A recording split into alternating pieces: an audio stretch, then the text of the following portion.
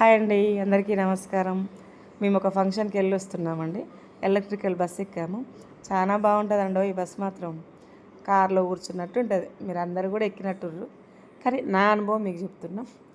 ఈరోజు బస్సులో ఒకటి ఏం జరిగిందంటే అండి, కండక్టర్ గారు చాలా మంచోరండి. చాలా కూల్గా మాట్లాడుతుర్రు, చాలా బాగుర్రు.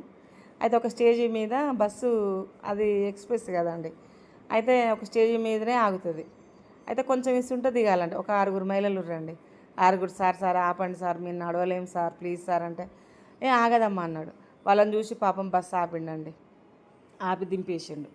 దింపేసిన తర్వాత నాకు ఒక కోరిక అండి, ఆ బస్సులో పక్కన బటన్ నొక్కితే కుయ్ కుయ్ కుయ్ అని సౌండ్ వస్తుందండి. సార్ కూలుగుండు కదా అని, నేను బస్సు కూడా ఖాళీగా ఉందండి, ఎక్కువ మంది లేరు, రష్ లేదు. సార్ ఈ బటన్ నొక్కుతా సారు, ఒక కోరిక సార్ అని నేను అన్నా అండి.